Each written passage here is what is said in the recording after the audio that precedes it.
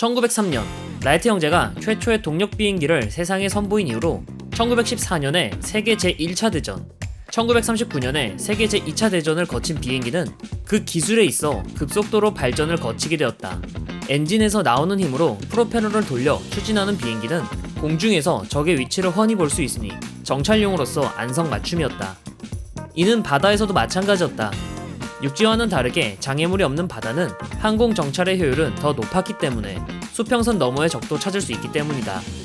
엔지니어들은 어떻게 하면 이 비행기를 갑판에서 뜨고 내리게 할 수 있을까? 라는 것을 고민하였고, 그 고민의 결과 지금의 항공모함이라는 함종을 만들어내게 되었다.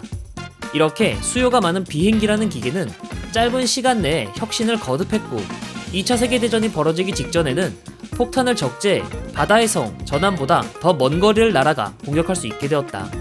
그리고 비행기 일대 혁신이 등장했으니 바로 제트 엔진이다. 프로펠러 항공기보다 더 빠른 속도와 항속거리를 가진 제트 엔진은 0세대 항공기와 1세대 항공기라는 세대를 구별할 정도였고, 2차 대전이 끝나고 난 뒤 프로펠러를 사용하는 프롭기는 빠르게 모습을 감추었다. 이는 항공모함에서도 마찬가지였는데 과도기 시절 치명적인 문제가 하나 있었다. 제트기의 빠른 속도가 오히려 운영상의 난점으로 작용하였기 때문이다. 그런데 기상천외한 방법으로 이 문제를 해결하려고 한 나라가 있는데 바로 세상 기괴한 물건은 다 만든다는 영국이다.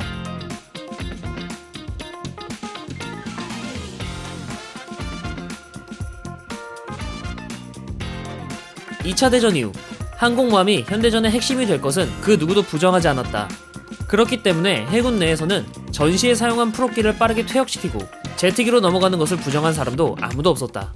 우리가 사용하는 자동차와 큰 차이가 없는 엔진을 사용하는 프롭기는 프로펠러가 돌아가 항공기를 전진시키는 방식인데, 날개 끝부분이 음속을 넘어버리면 충격파가 발생해 오히려 항력이 증가해버려 음속 이상으로 비행하지 못한다는 단점이 있었다. 또한 공기가 희박해지는 고고도에서는 효율이 급락해버리는데, 이걸 커버하기 위해 더 많은 공기를 빨아주는 과급기를 추가 설치하면 엔진 구조가 복잡해지는 악순환이 반복되기 때문이다. 반면 제트 엔진의 경우 흡입된 공기를 여러 개의 블레이드를 통해 압축된 공기의 연료를 연소시키는 방식으로 프롭기에 비해 훨씬 구조가 단순하다. 그런 주제에 음속을 넘어 비행할 수도 있고, 추력도 프롭기와 비교해 훨씬 높으니 더 많은 무장을 탑재할 수 있어 군용 장비로는 이만한 추진 체계가 없었다. 이렇게 장점만 있는 것 같은 제트기지만 아쉽게도 문제점이 하나 있었는데, 낮은 속도일 때는 연소실에 충분한 양의 공기가 들어오지 않아 효율이 엄청 떨어졌고, 최악의 경우 엔진이 꺼져버리기도 했다. 그게 뭐가 문제야? 속도 올리면 그만 아님? 이라고 할 수 있는데, 지상에서 이착륙하는 항공기의 경우는 상관없지만 항공모함에 이착함해야 하는 항공기일 경우 이게 문제가 되었다. 흔히 항공모함에 착함하는 것을 통제된 추락이라고 많이 표현한다. 그도 그럴 게 항공모함은 갑판의 길이가 짧기 때문에 착함할 때 어레스팅 와이어로 강제로 제동을 걸어 착함하는 방식이었다. 그래서 파일럿들은 착함을 위해 비행기 꼬리에 있는 후크를 와이어에 걸었는데, 프롭기의 경우 낮은 속도를 유지하기 좋아서 와이어에 후크를 걸 시간이 충분했다. 하지만 제트 엔진의 경우 낮은 속도에서는 안정적으로 비행을 유지할 수 없기에 높은 속도로 와이어에 제대로 후크를 걸어야 했고, 아무래도 프롭기와 비교해 후크를 걸 시간이 부족했다. 이 문제를 해결하기 위해 영국 해군 항공기 부서의 수석 과학자인 루이스 보딩턴은 과감한 아이디어를 하나 제안했는데, 한마디로 요약하면 랜딩 기어를 없애고 동체 착륙을 시키자는 뜻이었다. 동체 착륙은 랜딩 기어가 아닌 동체로 착륙하는 방법을 말한다. 항공기가 정상적인 방법으로 착륙이 불가능할 때 사용하는 긴급 착륙 방식을 말한다. 항공모함에서도 손상된 항공기의 동체 착륙은 빈번했다. 그때마다 갑판에서는 동체를 잡기 위해 네트를 펼쳐 항공기가 갑판 밖으로 흘러나가지 않도록 하였다. 하지만 루이스 보딩턴은 역발상으로 이 동체 착륙을 메인 착함 방법으로 하자고 제안한 것이다. 말하자면 통제된 추락 방식을 버리고 통제할 수 있는 추락으로 바꾸자는 거다. 이를 위해 항공 갑판에 넓게 고무를 깔아 제동 겸 충격을 흡수하도록 하였다. 이렇게 갑판에 고무를 깔아버리니 랜딩 기어는 필요 없게 되고, 랜딩 기어의 순환에 필요한 공간과 장치가 필요 없기 때문에 기체 중량이 약 15%나 가벼워진다는 장점이 있었다. 항공기를 그대로 갑판에 착륙시킨다는 아이디어는 무슨 약을 해야 실행할 생각을 하는지 궁금해질 지경이었지만, 우리의 생각과는 다르게 생각보다 영국 해군은 이 아이디어를 받아들였고 진지하게 임한 테스트였다. 당시에는 제트기를 가장 확실하게 착함시킬 수 있는 아이디어였기 때문이다. 그렇게 항공모함에 적용하기 전에 실험적인 성격으로 판보르 해안에서 실험을 위해 고무 갑판이 설치되었다. 항공기의 동체를 갑판에 그대로 내려 찍는 이 테스트는 특별히 개조된 C 뱀파이어 TG286으로 영국 해군 에릭 브라운 소령이 진행했다. 항공기와 갑판이 모두 손상되기도 했지만 거듭된 테스트 끝에 항공모함에 적용시킬 만한 결과를 얻어냈다. 테스트 결과에 자신감이 붙은 영국 해군은 드디어 해상에서도 실험을 시작하는데, 해상에서의 실험은 1948년 콜로서스급 7번함 HMS 워리어에 갑판에 추가로 고무 갑판을 장착하는 것으로 이루어졌다. 이 갑판 위에 내리찍을 비행기를 붙잡기 위해 어레스팅 와이어가 고무 갑판 위에도 증설되었다. 고무 갑판 속에는 에어 바운스처럼 압축 공기를 채워 착함 시 과도한 충격을 방지했고, 표면에도 물을 뿌려 마찰력으로 기체가 파손되는 것에 대비했다. 이걸 생각한 것도 참 기괴하지만 이걸 또 테스트를 성공했다는 것도 대단하다고 해야 하나? 이쯤 돼서 이런 의문이 들 수도 있다. 잠깐만, 착함을 할 수 있다는 건 알았는데 기체에 바퀴도 없는데 이 함은 어떻게 하지? 그건 이렇게 고무 갑판에 착함한 함재기는 크레인으로 끌어올려 고무 갑판 앞쪽에 일반 갑판으로 이동하였다. 만약 고무 갑판에 어레스팅 와이어를 붙잡지 못했을 경우에는 기존의 방식처럼 엔진 출력을 최대로 올리고 갑판을 미끄러져 다시 이함했다. 여러 차례의 안정적인 착함은 항공기가 랜딩 기어 없이 착함하는 것에 대한 가능성을 입증했지만, 그와 동시에 근본적인 문제점도 함께 드러났다. 이러한 착함 방식의 문제는 대부분의 파일럿이 착함할 수 있냐는 것이었다. 안 그래도 어려운 항공모함 착함인데 그대로 동체를 부딪혀야 한다는 심리적 압박감이 당연히 있었으며, 심지어 고무 갑판 또한 후방의 일부에 설치되었을 뿐이고 나머지는 일반적인 갑판이었기 때문에 착함 위치가 잘못될 경우 착함이 아니라 카미카제를 하는 상황이 나올 수도 있었다.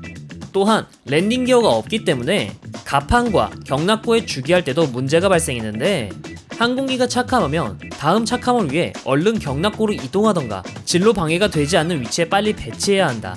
그러나 바퀴가 없기 때문에 일일이 크레인으로 이 이동 작업을 수행해야 했기 때문에 손이 많이 갔다. 하지만 랜딩 기어가 없어 발생하는 가장 큰 문제는 소티를 극도로 저해야 한다는 것이었다. 기존의 항공기가 정상적으로 항공모함에 착함하는 속도는 분당 2번이었다.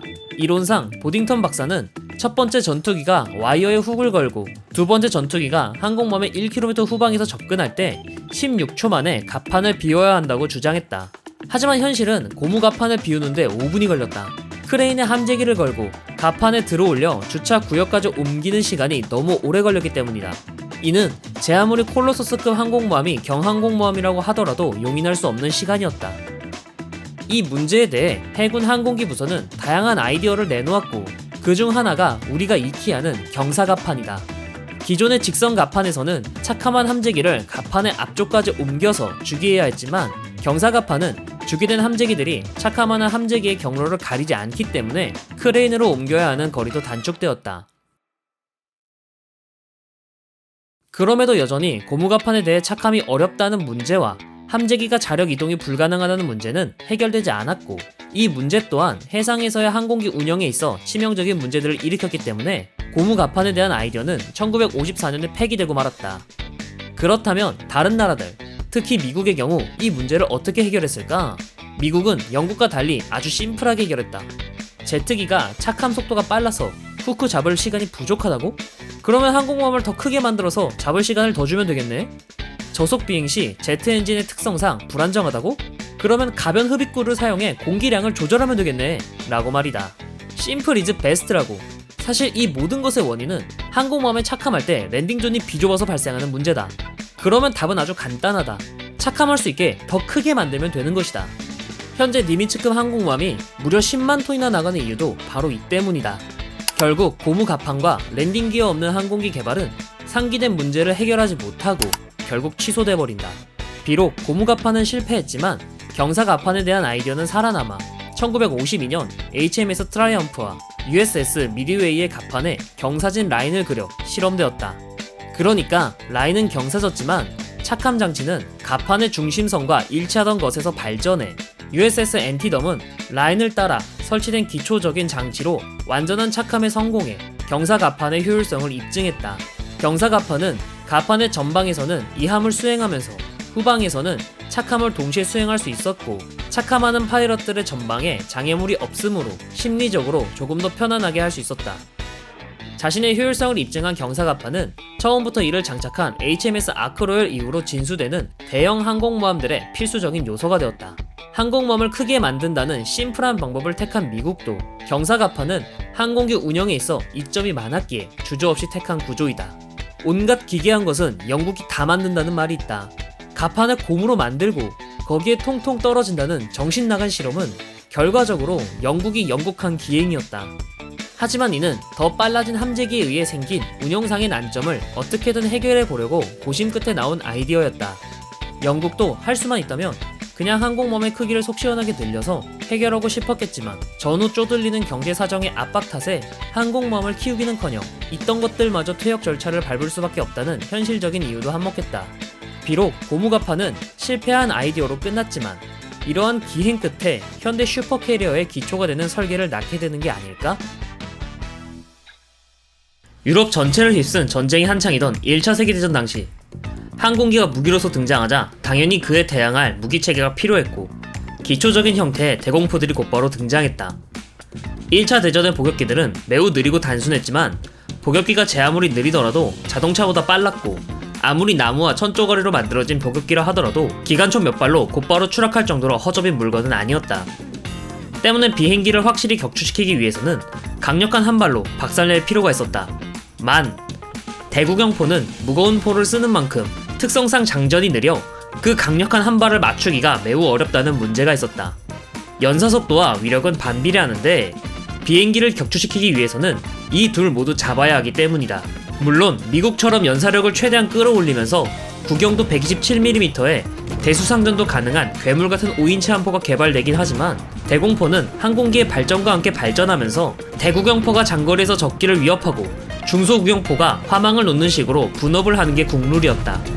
미국의 127mm, 40mm, 20mm로 연계되는 함대 방공망이 대공망 구축에 있어서는 정석에 가까운 조합이었고 폭죽놀이라는 오명을 벗고 상당한 전가를 올릴 정도의 성능을 보여주었다. 비행기를 단발에 격추할 정도로 강력한 화력, 입체 기동하는 물체를 추적할 정도의 정확도, 빗나가도 바로 후속탄을 발사할 수 있는 발사 속도까지 대공포에 필요한 요건을 모두 갖춘 방공망이라고 할 수 있었다. 그런데 이런 대공화기의 발전이 하루아침에 이루어진 건 아닐 것이다. 수많은 시행착오가 있었다. 조금 더 효과적인 방공망을 구축해보고자 비행기의 적어도 비행을 방해하는 방공기구, 항공기가 지나갈 경로 등에 흩뿌리는 대공로켓, 대공박격포 등 가지각색의 수단들이 나왔다. 그중 다른 대공무기와 달리 가장 압권인 것이 하나 있었는데 하늘에다 화염 방사기를 쏘는 대공화염 방사기이다.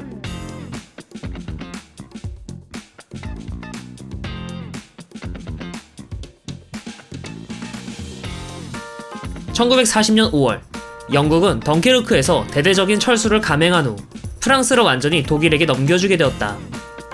보다시피 영불 해협은 엎어지면 코 닿을 거리로 영국 본토에까지 독일의 위협이 현실화되어 버리고 만 것이다. 영국의 영토를 가장 먼저 침공한 것은 당연히 독일의 공군이었으며 영국의 수도인 런던도 독일의 중폭격기가 충분히 제 집처럼 드나들 정도로 가까웠다. 영국 해군은 독일은 절대 영불 해협을 건널 수 없을 거라는 자신감이 있었지만 날아오는 비행기에는 속수무책이었다. 이는 영국 본토 항공전으로 현실화가 되어버렸고 조국에서의 제공권을 상실하면 그 다음으로 예고된 것은 독일군의 상륙이 예정되어 있었기 때문에 영혼까지 끌어모아서 독일의 비행기들을 격추할 방법을 모색했다. 그 과정에서 나온 것이 대공화염 방사기였다.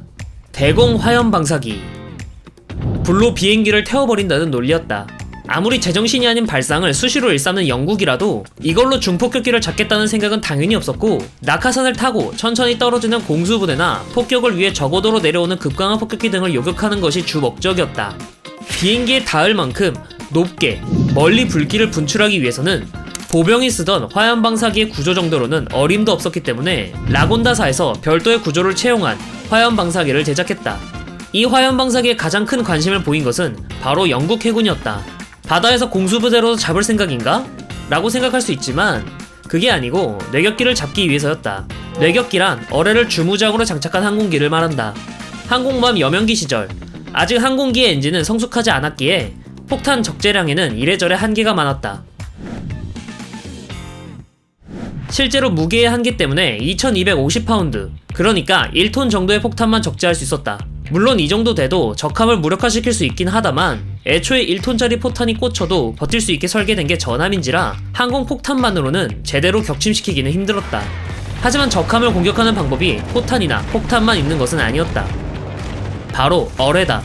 어뢰는 수면 아래를 항주해 홀수선 아래를 타격해 구멍을 내서 침수를 유발시키기도 하고, 운이 좋다면 선박에 척추를 수 있는 용고를 박살내 전함이라고 할지라도 한 방에 침몰시켜버릴 수 있기 때문이다.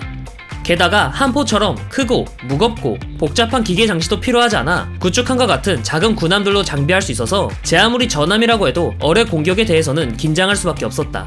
뇌격기는 항공기 무장으로 어뢰를 장착한 항공기를 말한다. 구축함과 비교해 속도가 빨라 공격 방위를 자유롭게 정할 수 있다는 장점이 있다. 뇌격기가 투하하는 어뢰는 단 한 발로도 소형함은 물론이고 비스마르크처럼 거대한 전함에게도 치명타가 될 정도로 위협적인 무기였다. 다만 뇌격기는 어뢰의 특성상 저공에서 낮은 속도로 제법 오랫동안 같은 방위를 유지해야 한다는 단점이 있었다. 이 단점을 파악한 영국은 뇌격기를 저지하는 데 있어 이 화염방사기를 효과적이라고 본 것이다. 따라서 라곤다 화염방사기는 해군 선박에서 운영할 수 있는 형태도 나타나게 되었다.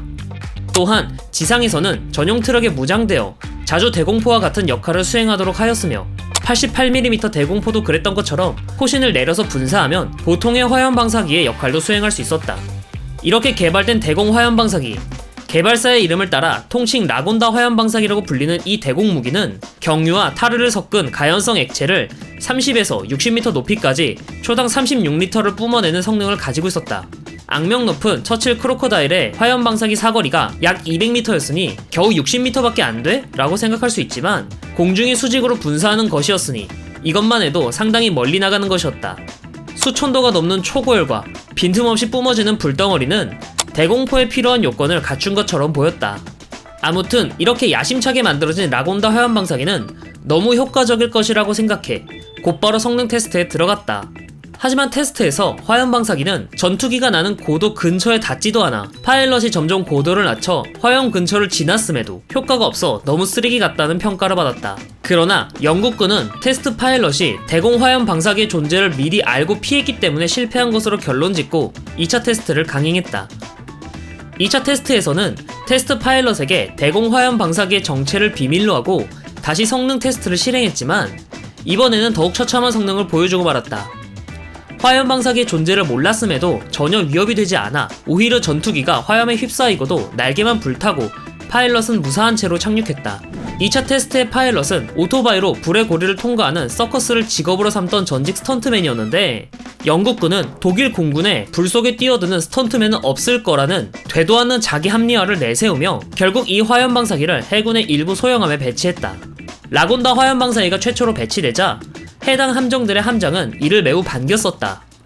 테스트 결과를 모른다면 지상에서 볼 때는 드래곤 브레스 같은 매우 강렬한 인상을 심어주어 효과적인 대공망처럼 보일 수도 있다. 정작 하늘에서 내려다볼 땐 매우 하찮게 보였지만 말이다. 그렇게 배치된 라곤다 화염방사기들은 실전에서의 본색을 드러내기도 전에 갖은 문제를 일으켰다. 해상에서는 배가 심하게 흔들리고 수시로 소금기가 섞인 물에 장비들이 젖는 문제가 있어 육상 장비보다 더 높은 수준의 신뢰성과 내구성, 그리고 정비를 요구하는데 이 문제에서 라곤다 화염방사기도 예외는 아니어서 발사가 가능한 상태를 유지하려면 수시로 정밀한 점검이 필요했고 그마저도 점화가 제대로 되지 않으면 불이 아니라 기름만 뿜는 등의 결함이 넘쳤다. 또한 라곤다 화염방사기를 트럭에 운영해 굴렸던 것 또한 마찬가지로 화염방사기 본판의 성능이 처참한 것은 어디 가지 않았고 대지상 목표로 발사를 하면 그냥 화염방사기 차량과 별반 다를 게 없었다. 화염방사기 일말에 기대를 걸었던 함장들도 열악한 장비성과 처참한 성능 때문에 자신들의 함정에서 빼버렸고 그렇게 대공 화염방사기라는 전무후무한 물건은 아무런 전가도 올리지 못한 채 역사 속으로 사라졌다. 라곤다 화염방사기의 가장 큰 문제점은 역시나 짧은 사거리였다. 급강한 폭격기가 폭탄을 투하하는 고도는 낮아도 500m 이상이었고 뇌격기 또한 그보다 한참 먼 거리에서 어뢰를 투발하고 돌아가는 것이 일반적이었다. 신기술을 택해 기존보다 사거리를 늘렸음에도 비행기가 닿기에는 한참 모자랐다. 저열한 위력 또한 문제였는데 제로센이나 모스키토 같은 일부를 제외하면 이미 2차 대전 시기의 비행기들은 금속을 사용하는 것이 일반적이었기 때문에 불길이 아주 잠깐 스치는 거는 괜찮았다. 또한 비행기는 주변에 기류를 형성하면서 날기 때문에 기껏 화염을 분사해도 바람으로 전부 흐트러 놓아 화염 방사기의 위력이 심각하게 떨어지는 원인이 되었다. 금속제 비행기에 유효한 피해를 주려면 꾸준히 불태워야 하는데 기름 먹는 하마 수준으로 퍼먹는 기름 소모량에 맞물려 그러지도 못하게 되었다. 항공기 주변의 산소를 고갈시켜 엔진 출력 저하나 파일럿을 질식시키는 걸 유도할 수도 있지 않을까? 라고 생각도 했지만 그건 폐쇄된 동굴이나 벙커 등에 유효한 거지 드넓은 창공에서는 어림도 없는 소리였다.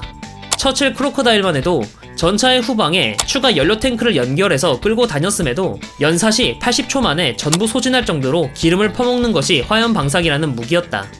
하지만 보통의 화염 방사기는 주로 상대하는 적들이 불길에 조금만 스쳐도 되는 보병들이었으므로 조금씩 끊어서 쏴도 그 효과가 확실했는데 상대가 비행기가 되니까 그렇게 해서는 어림도 없었다. 결국 항공기와 제대로 싸우기 위해서는 그냥 대공포를 충실히 증설하는 게 가장 효과가 좋았다. 앞서 말한 대구경, 중구경, 소구경의 역할 분담과 레이더 관측 및 정밀한 관제 사격과 함께 VT 신관이라고 불리는 근접 신관의 발명으로 대공포의 명중률도 유의미할 정도로 높아졌기 때문이다. 재밌는 것은 독일군도 대공 화염 방사기의 존재를 알고 있었고 이게 좋아 보였는지 독일군도 해군 함정의 마스트 끝에 수직으로 분사되는 화염 방사기를 실험했었다.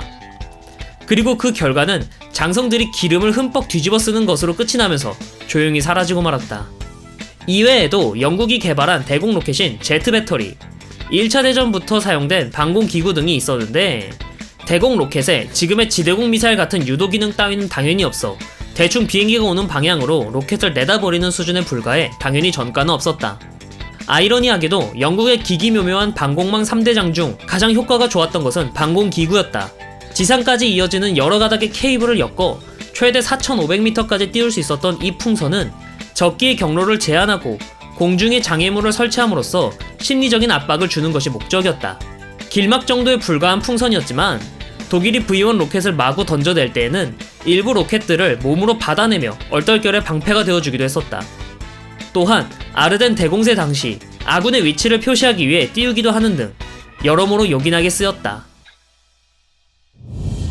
여기 크고 아름다운 폭탄이 있다. 가슴이 웅장해지는 크기만큼이나 이름 또한 웅장해 지진폭탄이라는 이름을 가지고 있다. 이 폭탄의 위력이 어찌나 강했는지 공습 대비를 마쳤다고 자신하던 독일군마저 충격과 공포를 주며 혀를 내두를 정도였으니까 말이다. 본래 폭탄은 폭압과 파편으로 목표를 파괴하는 것이 목적이다. 다만 폭발의 특성상 압력이 높은 곳에서 낮은 곳으로 이동할 수밖에 없었기에 넓은 공간으로 퍼져 탁 트인 평야에서는 그 위력이 줄어들 수밖에 없는 것이 단점이었다. 특히 군함보다 지상을 폭격할 때 더 두드러졌다. 어쨌거나 맞추면 데미지를 입힐 수 있는 군함과는 달리 지상은 그 주변의 지상군이 목표였으므로 지표면으로 흡수되는 만큼의 에너지도 추가로 낭비되기 때문이다. 특히 철근 콘크리트 구조물은 세계 최대의 전함인 야마토와 비교가 안 될 정도로 튼튼해 뿌리부터 파괴할 수 있는 무기는 모든 국가를 통틀어도 구스타프 열차포 정도의 괴물밖에 없었다. 그렇게 점점 콘크리트 떡칠로 요새화되어가는 독일의 기지들을 파괴하기 위해 영국이 특별 제작한 것이 오늘의 주인공 지진폭탄이다.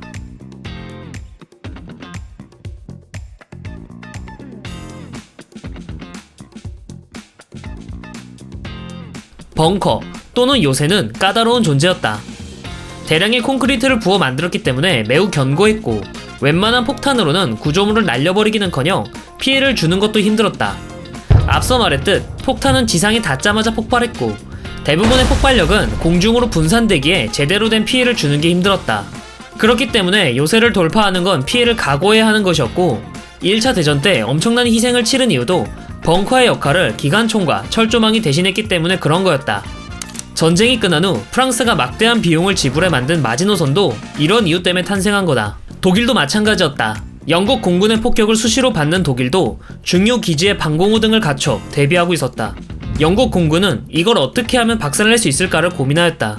영국의 항공공학자였던 번즈 웰리스는 이와 같은 문제를 해결하고자 폭탄이 지표를 뚫고 들어가 집안 자체를 흔드는 폭탄을 제안했다. 단단한 지표를 총알처럼 파고들기 위해서 그만큼 무겁고 단단한 10톤짜리 폭탄을 설계했다. 이렇게 거대한 지진폭탄은 이름답게 지표 속에서 폭발하여 폭발의 충격파로 지진과 비슷한 효과를 내어 구조물의 중심을 흔들어 붕괴시키는 폭탄이었다. 사실 이 방식이 낯선 방식은 아니었다. 비슷한 개념은 이미 있었기 때문이다. 함포에서 말이다.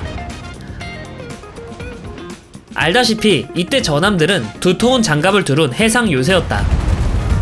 이 해상 요새를 침몰시키려면 내부를 박살낼 필요가 있는데, 그러기 위해서는 두꺼운 장갑을 뚫고 내부에서 폭발을 해야 했다. 영국 공군도 구조물의 파괴에 있어 기존 항공폭탄의 한계와 지진폭탄의 이론상 성능은 인정했지만 웰리스의 폭탄에는 관심도 주지 않았다. 이유는 간단했다. 폭탄이 너무 컸기 때문이다.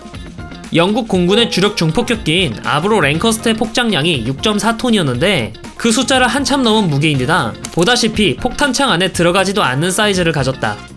웰리스도 그걸 알고 지진폭탄을 던지기 위해 B-36처럼 6발 폭격기인 빅토리 폭격기를 제시했으나 오로지 지진폭탄 단 하나를 던지는 것이 기능의 전부인 폭격기를 만들기엔 영국은 미국처럼 자원이 썩어나는 나라가 아니었다.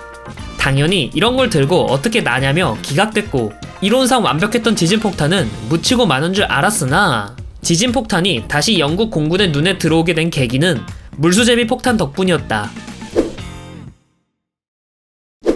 웬 드럼통처럼 생긴 이것이 물수제비 폭탄인데 돌멩이로 물수제비를 튕기는 것처럼 폭탄을 튕기는 것이었다. 이게 될까 싶지만 정말로 폭탄이 통통 튕겨졌고 댐처럼 수직으로 폭격하기에 난해한 구조물에 효과적이었다. 체스타이즈 작전에서 랭커스터들이 이 폭탄으로 무장해 독일군의 댐을 시원하게 날려버리며 영국 공군의 마음에 쏙 들었다. 그리고 이 기상천외한 폭탄을 만든 것이 지진폭탄을 제안했던 그 번즈 웰리스였던 것이다. 어이가 없는 아이디어지만 이게 실제로 효과를 보자 영국 공군은 번즈 웰리스가 처음 제시했던 지진폭탄에 다시 관심을 가지기 시작했다. 그래도 폭장량을 4톤이나 초과한 것은 좀 아니라고 생각해 중량을 줄일 것을 요구했고, 번즈 웰리스는 고객님의 요구에 맞게 중량을 절반으로 줄여 5.4톤의 지진폭탄 톨보이를 만들었다. 1944년 톨보이는 데뷔전을 치른다. 노르망디 상륙작전 이후 첫 목표는 독일군의 보급선으로 쓰이는 소미르 철도였다. 터널로 파고 들어간 탓에 일반적인 항공폭탄에는 끄떡하지 않았기 때문에 피해를 줄 수 없었기 때문이다. 방법이 없자 톨보이가 나서게 되었고, 톨보이는 안반층을 관통해 터널 자체를 완전히 엎어놓았다. 이론상으로만 완벽했던 것을 톨보이가 직접 해내자 영국 공군은 지진폭탄을 찬양했고, 그동안 공습으로 파괴되지 않아 거슬렸던 목표물에 냅다 톨보이를 집어던지기 시작했다. V1과 V2 미사일 기지는 보이기만 하면 톨보이를 던져댔는데 철저히 보호된 벙커를 무너뜨리면서 기지를 무용지물로 만들었다. 특히 히틀러의 비밀병기 중 V3 대포를 파괴한 일화가 가장 유명하다. 레지스탕스는 V3 대포의 시설을 발견했지만 130m에 달하는 파이프 덩어리가 당최 뭐라는 물건인지 알 수가 없었다. 하지만 영국 공군은 아무튼 아군 시설이 아닌 건 확실하니 톨보이부터 던져보기로 했고, 그 결과로 일부 구획이 함몰되며 포신이 끊겨버린 바람에 V3 대포는 런던 포격은 한 번도 해보지 못하고 버려졌다. 유보트 기지들도 톨보이의 주목표였다. 잠수함들은 전함같이 전고가 높지 않아 공습으로부터 배를 지키기 위해 기지를 경납고처럼 짓는 것이 가능했다. 당연히 천장에는 콘크리트를 왕창 부어서 지었고, 여느 기지나 마찬가지로 톨보이를 막고 폭삭 주저앉았다. 하지만 뭐니뭐니 해도 톨보이의 가장 큰 전과를 뽑으라면 티리피츠 격침일 것이다. 독일군은 티리피츠가 가라앉아도 착저 수준에서 끝내고 계속 고정포대로 사용하거나 여유가 생기면 다시 꺼낼 생각으로 주변 지형을 얕고 평평하게 다져놓았지만, 톨보이가 전함과 함께 지형을 뒤집어버리면서 티리피츠는 그대로 전복되어 일말의 가능성도 남기지 않고 죽어버렸다. 하지만 반복되는 충격에는 익숙해지기 마련이라고. 독일군도 더 많은 콘크리트를 부어 외벽 두께가 몇 미터가 넘어갈 정도로 기지를 지어대 톨보이도 슬슬 약발이 떨어지기 시작했다. 영국 공군으로부터 약발 다 떨어졌다는 말을 들은 번즈 웰리스는 톨보이의 원안이었던 10톤짜리 그랜드 슬램을 다시 꺼내들었다. 그나마 폭탄창에 들어가기라도 했던 톨보이와는 달리 그랜드 슬램은 반매립으로 겉에 매달고 날아야 하는 데다 폭장량을 아득히 초월한 탓에 정말 폭탄과 연료만 싣고 날 수 있도록 랭커스터들을 마개조해야 했다만, 이미 지진폭탄 뽕에 취한 영국 공군은 당장 실행에 옮겼다. 그랜드 슬램의 첫 목표는 빌레펠드 고가 철교였는데 구름과 안개가 낀 날씨 탓에 제대로 조준을 하지 못하고 던졌음에도 주변 집안을 함몰시켜 철교가 폭삭 주저앉게 만들었다. 빌레펠트를 시작으로 보급선으로 활용할 수 있는 철도에는 죄다 던져댔고 단순히 구조물뿐만이 아니라 기반함층 자체를 붕괴시켜버려 독일군은 복구할 엄두도 내지 못했다. 절대 부수지 못하도록 콘크리트 떡칠을 한 발렌티 유보트 생산기지도 그랜드슬램은 무려 4.5m 두께의 철근 콘크리트 천장을 뚫고 들어가며 기지를 박살냈다. 이때 기지 안에 있던 21형 유보트의 생산 설비도 함께 날아가며 생산에 차질을 주기도 했다. 거대한 폭탄이긴 하지만 생산 단가가 비싼 물건도 아니었으며 조금만 쓸모가 있어 보이는 독일군 시설이면 던지고 본 탓에 남아나는 기지가 없었다. 이처럼 지진폭탄의 강력한 위력을 본 미국도 T-12 클라우드 메이커라는 19.8톤짜리 지진폭탄을 만들었다. 그랜드슬램의 2배나 되는 중량을 가진 클라우드 메이커는 랭커스터의 배가 되는 크기인 B-29조차 개조를 해서 날아야 할 정도로 컸고 제대로 터트린다면 이름처럼 구름을 피워낼 수준의 위력이었다. 하지만 아쉽게도 원자폭탄 개발 계획인 맨하탄 프로젝트가 성공하면서 T-12는 프로토타입만 만들어지고 취소되었다고 한다. 원자폭탄은 범위를 극대화시키기 위해 고고도에서 터트려 콘크리트 구조물이나 전함처럼 두텁고 튼튼한 물건은 잘 부수지 못하지만 진짜 지진폭탄의 효과가 필요하다면 원자폭탄도 그냥 직격으로 때려박아서 터트리면 되니 재래식 탄두가 명함을 내밀 자리는 없었다. 하지만 냉전이 시작되고 방사능의 위험이 널리 알려져 핵무기를 함부로 쓸 수 없는 상황이 되면서도 지진폭탄처럼 견고한 구조물이나 지하 벙커에 대한 파괴력은 여전히 수요가 넘쳤다. 지진폭탄처럼 요새를 관통해 내부를 박살내버릴 수 있으면서 전투기에 무장할 정도로 무겁지 않은 폭탄이 필요했다. 그래서 등장한 것이 바로 벙커버스터다. GBU-28은 중량만 2톤이라 앞선 지진폭탄들에 비하면 아담한 크기지만 GPS나 관성 유도장치 등 명중률을 끌어올려 지하로 파고드는 능력은 무식하게 무게로 때려박은 지진폭탄들에 꿀리지 않는다. GBU-57은 아예 그랜드슬램보다 무거운 14톤으로 그 사이즈 탓에 B-50이나 B-2 같은 폭격기가 아니면 무장도 불가능하다. 물론 무식한 중량과 현대 기술의 콜라보 덕에 콘크리트를 60m나 뚫고 들어가는 정신나간 성능을 자랑한다. 이러한 벙커버스터들은 핵무기를 사용할 수 없는 현대 전장에서 마구잡이로 던져댔던 지진폭탄의 후계답게 조금만 까다로운 목표물이 있으면 미군이 기화폭탄, 대형 항공폭탄과 함께 일단 던지고 보면서 현대에도 지진폭탄의 명맥을 이어가고 있다. 그래서 지진폭탄은 벙커버스터의 아버지 혹은 직계 조상님쯤으로 말하기도 한다. 흔히 영국을 기행의 나라, 일단 뭔가 이상하면 영국이라고 말한다. 하지만 실패는 성공의 어머니라고나 할까? 수많은 기행 끝에 성공한 무기들도 존재한다.